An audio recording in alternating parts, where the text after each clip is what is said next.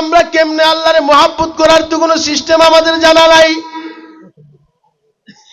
এ দোস্ত, হাসান বসরি রহমাতুল্লাহি আলাইহি ওনার জমানার একজন বড় আলেম সাঈদ ইবনে মুসাইয়িব রহমাতুল্লাহি আলাইহি, আল্লাহর বড় একজন ওলি।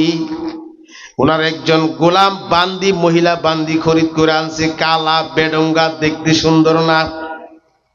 এই বান্দিরে যখন বাজার থেকে খরিদ করতে গেছে, বান্দি ডাক দিয়া কয়, আমার মনিব শোনেন, আপনি যে আমারে কিনতেছেন, আমার একটা শর্ত আছে, ওই শর্ত অনুযায়ী আমারে কিনতে হবে। তোর কি শর্ত? কয়েক নাম্বার শর্ত হলো, আমারে দিনের বেলা আমারে দিয়া খেদমত নিতে পারবেন, রাতের বেলা আমারে দিয়া কোনো খেদমত নিতে পারবেন না। কারণ দিনের বেলা আপনি আমার দুনিয়াবি মালিক, এই জন্য আমি আপনার গোলামি করব। কিন্তু আমার একটা আসল মনিব আছে, ওইটা হলেন আমার আল্লাহ। এই কারণে আমি রাতের শুরু থেকে শেষ পর্যন্ত আমার আসল মনিবের গোলামি করব। আল্লাহর বান্দিরে কিনা নিয়া বাড়িতে আনছে। রাতের বেলা আল্লাহর বান্দি রাতের বেলা শুধু আল্লাহর জিকির করে, আল্লাহ আল্লাহ আল্লাহ আল্লাহ আল্লাহ। সাঈদ ইবনে মুসাইয়িব রাহমাতুল্লাহি আলাইহি রাতের বেলা এই বান্দির বেড়ার ফাঁকি দিয়া কান লাগাইয়া বইসা রইছে, দেখে বান্দি কি কাজ করে। আহারে আল্লাহু আকবার। শেষ রাতের বেলায় বান্দি আল্লাহর কাছে দুইটা হাত উঠায় আল্লাহরে বলতেছে, আল্লাহ, তুমি যে আমারে মোহাব্বত করো, তুমি যে আমারে ভালোবাসা দিয়া ফালাইছ, এটার উসিলা আমারে এইটা দিবা, এইটা দিবা, এইটা দিবা। সাঈদ ইবনে মুসাইয়িব বান্দিরে ডাক দিয়া কয়, এ বান্দিরে, তুই কেমন কথা কস? তোরে বুঝি আল্লাহ মোহাব্বত দিয়া ফালাইছি? তুই না বলবি, আল্লাহ আমি যে তোমারে ভালোবাসি, এই কারণে এইটা করো, এইটা করো। তুই দেখি উল্টা কথা কস। বান্দি ডাক দিয়া কয়, মনিব আমার, যেটা বুঝবেন না ওইটা লইয়া কথা কইবেন না। কত বড় আল্লাহর ওলি সাঈদ ইবনে মুসাইয়িব। এর বান্দি ডাক দিয়া কয়, আপনি এটা বুঝবেন না?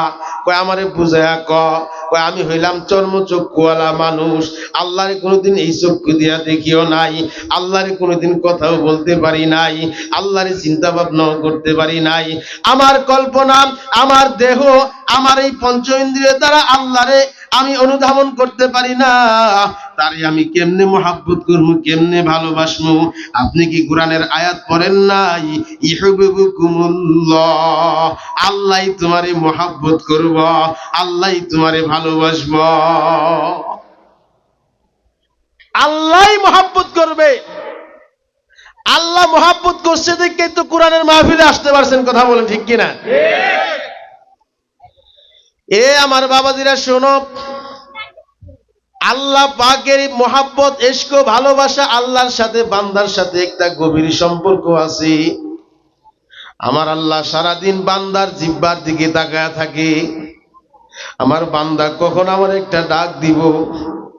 মা যেরকম সন্তানের জিহ্বার দিকে তাকায় থাকে, কখন সন্তান একটা মা কইয়া ডাক দিব, আমার আল্লাহ তোমার আমার জিহ্বার দিকে তাকায় থাকে, কখন আমার বান্দাটা আমার একটু ডাক দিব। বনি ইসরায়েলের ভিতরে 40 বছর ধরে কোনো বৃষ্টি হয় না। কত বছর? 40 বছর বৃষ্টি বন্ধ হয়ে রয়েছে। পুরা দেশের মানুষের মাটি ঝাঁটি যা আছে, যদি 40 বছর বৃষ্টি না হয়, 1 বছর বৃষ্টি না হলে তো মাটি চৌচির হয়ে যায় ভাইটা, ঠিক না? গাছপালা, তরুলতা, ক্ষেত খামার সব শেষ হয়ে গেছে। এলাকাবাসী আইসা মুসা আলাইহিস সালামকে বলতেছে, মুসা, তোমার আল্লাহর একটু জিগাও না, বৃষ্টি কেন হয় না? বৃষ্টি না হওয়ার কারণে এলাকাবাসীর খাদ্য, গুদাম সুদাম যা আছে সব শেষ হয়ে গেছে, এখন তো আর সহ্য হয় না, মানুষ তো মইরা সব শেষ হয়ে যাইতেছে। আল্লাহর একটু বলো না যেন আল্লাহ আমাদেরকে বৃষ্টি দেয়। আল্লাহ পাক মুসাকে বললেন, মুসা, এই এলাকার ভিতরে একটা বড় নাফরমান আছে, বড় গুনাহগার আছে, বড় নাফরমান আছে। দুনিয়ার এমন কোন অন্যায় নাই, এমন কোন পাপ নাই, এমন কোন গুনাহ নাই যেই গুনাহটা আমার এই নাফরমান বান্দাটা না করছে। ওর কারণে আমি এলাকায় বৃষ্টি বন্ধ করে দিছি। সবাইরে ডাকাও, পুরা মজমারে ডাকাও, পুরা এলাকার সব মানুষ ডাকাও। ডাকায়া মজমার মধ্যে ঘোষণা দিবা, এই এলাকার যে নাফরমানটা আছো, এই নাফরমানটা এলাকা থেকে বের হয়ে যাও। তুমি এলাকায় থাকলে এই এলাকায় কোনোদিন বৃষ্টি হবে না। আল্লাহর এই নাফরমান বান্দাকে যখন এই কথা বলছে, কে তো সেটা তো আর কেউ জানে না।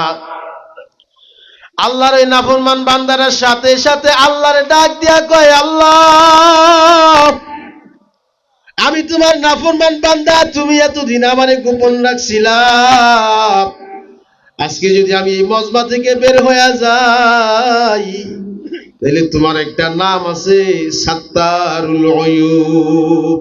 আল্লাহ, তুমি নাকি নাফরমানের গুনাহকে পর্দা দিয়া ঢাইকা রাখো। ও আল্লাহ, তোমার এই নামের কোনো ইজ্জত থাকে না। আল্লাহ, আমি তোমার কাছে মাপ চেয়ে ফেলাইলাম, আর কোনোদিন গুনাহ করব না, আর কোনোদিন নাফরমানি করব না। আল্লাহ, তারপর আমাকে এলাকাবাসীর সামনে তুমি বেইজ্জতি করিও না, আমার চেহারাটা তুমি প্রকাশ করিয়া দিও না। আল্লাহ পাক রব্বুল আলামিন বলেন, আমার বান্দা যখন আমারে ডাক দিছে, আমার বান্দার ডাকে আমি সাড়া দিতে দেরি করি নাই, আমি আমার বান্দার সব গুনাহ মাফ করে দিছি। আল্লাহু আকবার। আমি মুসাকে বললাম, মুসা, আর কেউ বের হতে হবে না, এক্ষুনি আমি বৃষ্টি দিয়া দিচ্ছি। আল্লাহ বলেন, বাজো আ আর আজ হস্তি বাজো আ, সদবার আগার তওবা শিকস্তি বাজো আ। কতবার গুনাহ করছো, কতবার গুনাহ ভাঙছো, কতবার গুনাহ করছো, কতবার গুনাহ ভাঙছো। গুনাহ করতে করতে করতে করতে তোমার গুনাহ যদি হিমালয়ের পাহাড়ের মতো হয়, আমার মাফি, আল্লাহ কয় আমার মাগফিরাত আটলান্টিক মহাসাগরের চাইতে বেশি। আমার এই আটলান্টিক মহাসাগরের একটা ঢেউ দিয়া তোর গুনার পাহাড়কে আমি চুরমার করে দেই।